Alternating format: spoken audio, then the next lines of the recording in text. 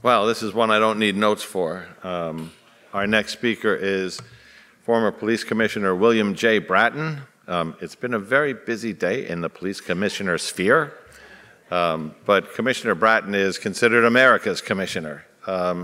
He was police commissioner of Boston, where he started as a rookie. He was chief of the New York City Transit Police.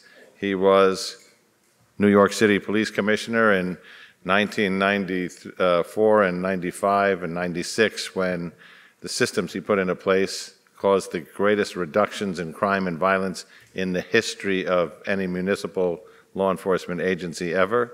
And those systems have been replicated across the country and then across the world. He became chief of police in Los Angeles after 9/11, where he set up an extensive, sophisticated counterterrorism program in America's second largest city, and became police commissioner again in New York City. So what we know about him is he's innovative, he's smart, he wrote the book on leadership, and apparently he can't hold a job. But that's okay, because everywhere he goes, he leaves it in better shape than he got it. Ladies and gentlemen, Commissioner William J. Bratton.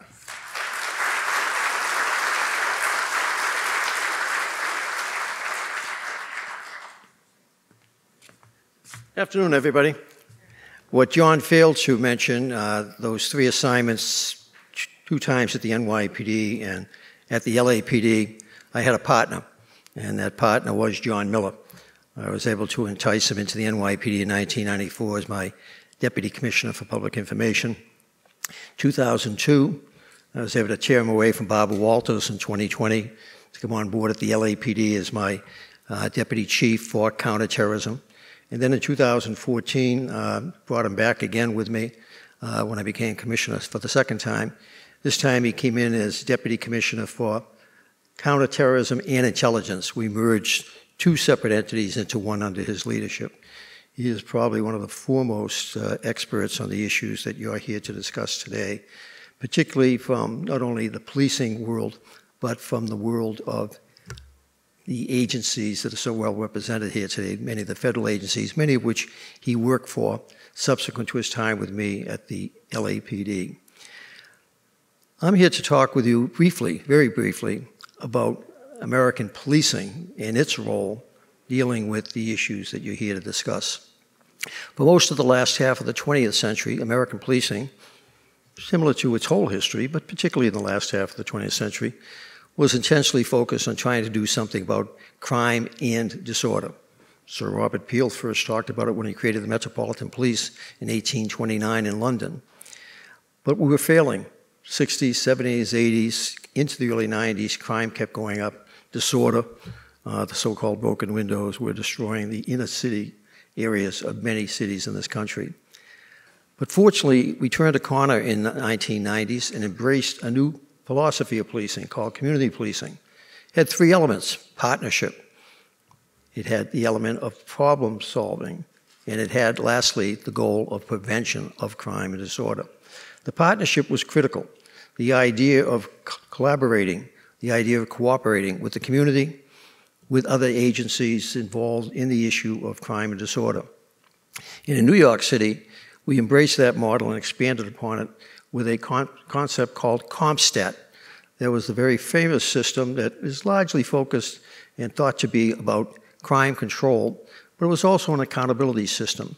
But more importantly, within the organization of the NYPD, it was an effort to break down the many silos of that huge organization, that we're not communicating with each other on a regular basis, we're not collaborating with each other, and certainly we're not cooperating with each other. And for one of the reasons why, or many of the reasons why crime kept going up in that city prior to the 1990s.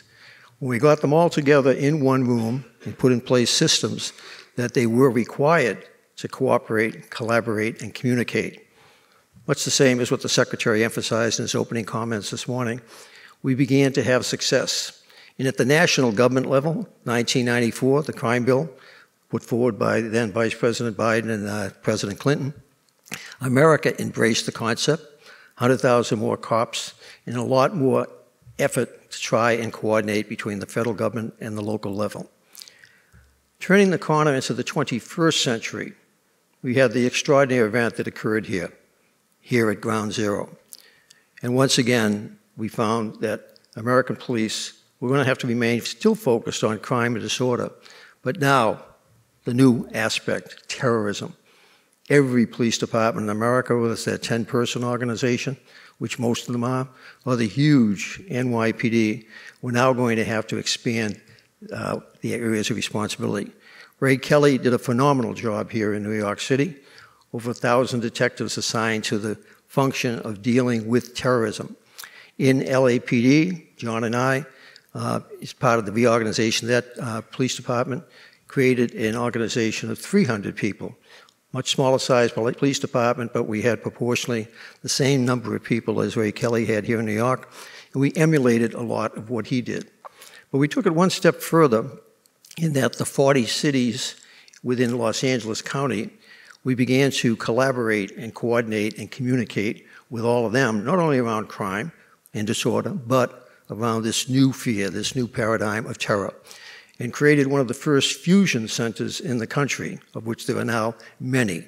But that fusion center was unique in that Homeland Security, which had just been created several years before, had representatives in the room with us so that they were communicating, collaborating, and basically working with us on the issue of terrorism.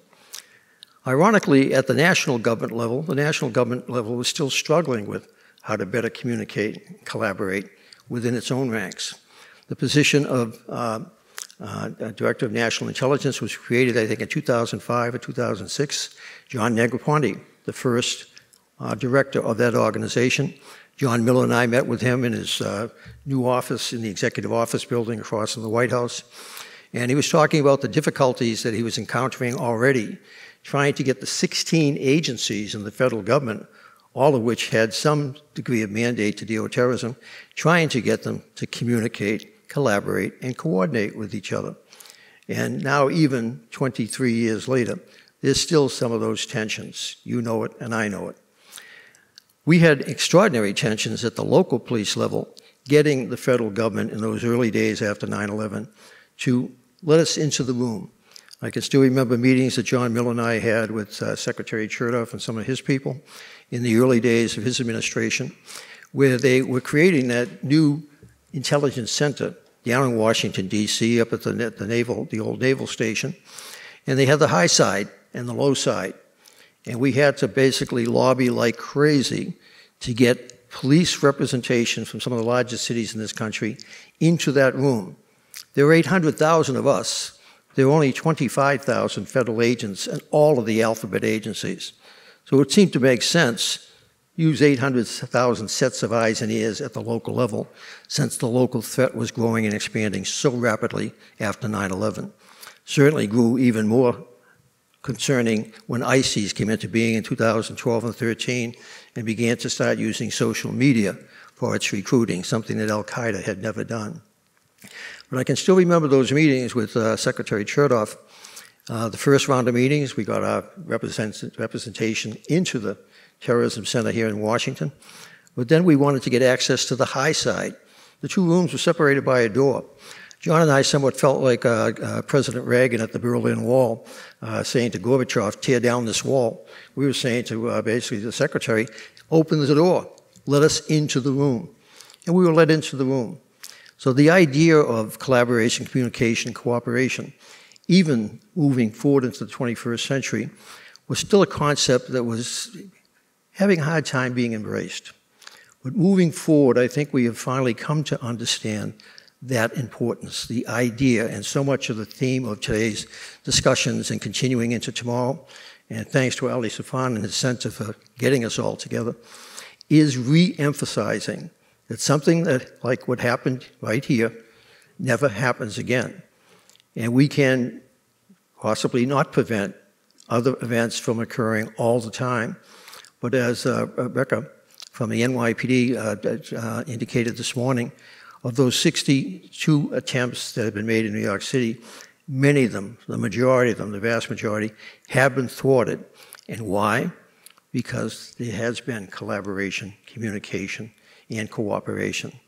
So as you leave this meeting in the next day or so, I hope you take that central message, because I've found during my time in policing, and now in my capacity as the co-chairman of Secretary Mayorkas's Homeland Security Advisory Council, the idea to keep this country safe, to keep our families safe, to keep the world safe, is going to require that we do it together, that we force multiply together. And the challenges, as have been discussed this morning and will be expanded on in the next day and a half, are expanding dramatically even as we're sitting here. And to embrace those challenges is going to require a lot more effort. We've done it before. We can do it again. We must do it again. So I encourage you, listen carefully, learn, take it away, communicate it, collaborate, and cooperate. Thank you very much.